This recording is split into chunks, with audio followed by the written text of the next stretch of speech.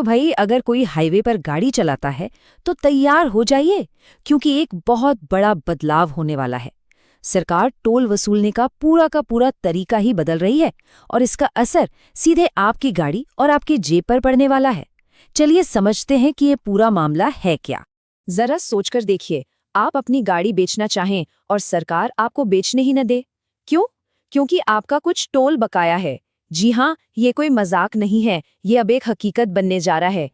तो असल में हो क्या रहा है? सरकार ने एक नया नियम बनाया है और ये नियम आपके हाईवे टोल को सीधे आपकी गाड़ी की सबसे ज़रूरी सर्विसेज से जोड़ देगा, जैसे गाड़ी का ट्रांसफ़र, उसका फिटनेस सर्टिफिकेट या फिर परमिट। अगर टोल नहीं चुकाया तो ये सब रुक जाएगा। तो चलिए सबसे पहले इसी को डिटेल में समझते हैं।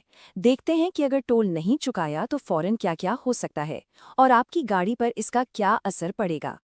देखिए, ये कोई छोटा-मोटा बदलाव नहीं है, ये बाकायदा केंद्रीय मोटर वाहन नियम 2024 के तहत एक ऑफिशियल रूल है और इसमें साफ-साफ लिखा है कि अगर आपकी गाड़ी पर टोल बाकी है तो भूल जाइए कि आपको एनओसी मिलेगा, यानी नो ऑब्जेक्शन सर्टिफिकेट, आपका फिटनेस सर्टिफिकेट रिन्यू नहीं होगा और नेशनल परमिट भी जारी नहीं किया जाएगा।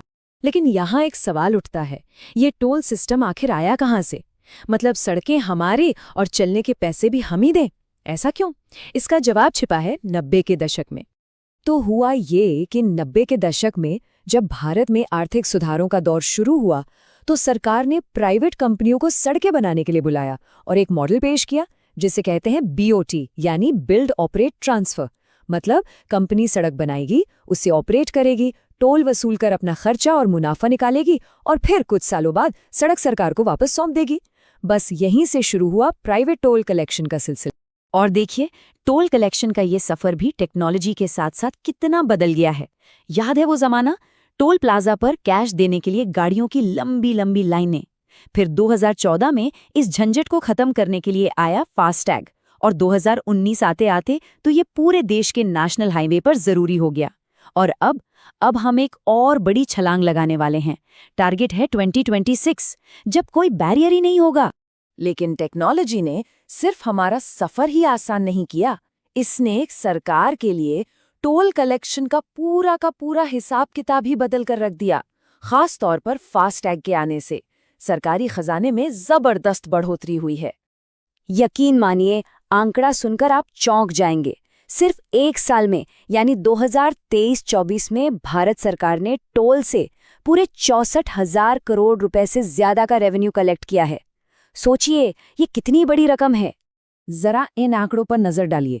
2018-19 में टोल कलेक्शन था करीब 25,000 करोड़, जो 2023-24 तक बढ़कर हो गया 64,000 करोड़, मतलब डबल से भी ज्यादा।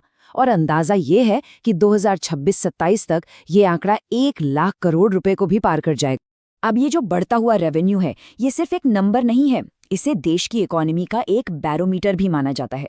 सोचिए, ज्यादा टोल कलेक्शन मतलब सड़कों पर ज्यादा गाड़ियां हैं, ज्यादा सामान इधर से उधर जा रहा है, मतलब व्यापार बढ़ रहा है, इकोनॉमी में जान है।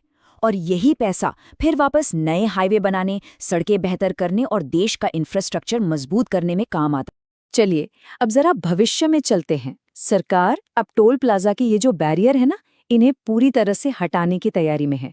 तो सवाल ये है कि अगर बैरियर ही नहीं होंगे तो फिर टोल कटेगा कैसे? तो भविष्य का जो सिस्टम है वो होगा पूरी तरह से कैमरा बेस्ड। अभी क्या होता है, फास्टैग के लिए गाड़ी पर एक RFID स्टिकर होता है, लेकिन नए सिस्टम में ऑटोमेटिक नंबर प्लेट रिकॉग्निशन यानी ANPR कैमरे होंगे जो सीधे आपकी गाड़ी की नंबर प्लेट को स्कैन कर लेंगे। मतलब टोल प्लाजा पर न रुकने की जरूरत, न गाड़ी धीमी करने का झंझट। प्रोसेस एकदम सिंपल होगा।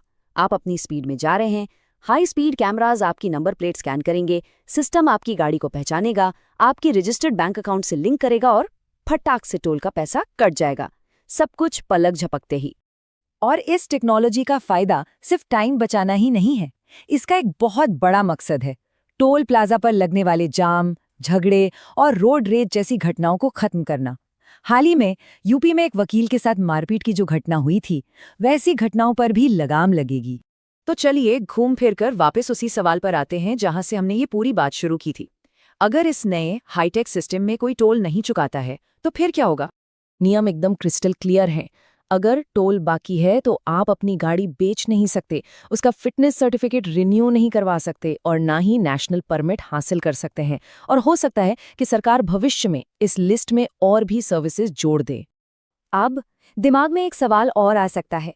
मान लीजिए किसी के लिंक्ड बैंक अकाउंट में पैसे ही ना हो तो? तब क्या होगा? क्या वो बच निकलेंगे?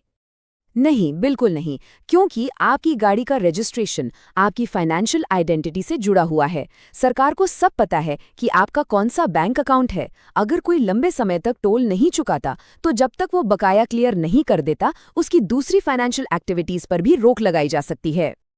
तो बात साफ है, भविष्य में हाईवे का सफर एकदम आसान, एकदम सीमलेस होने वाला है।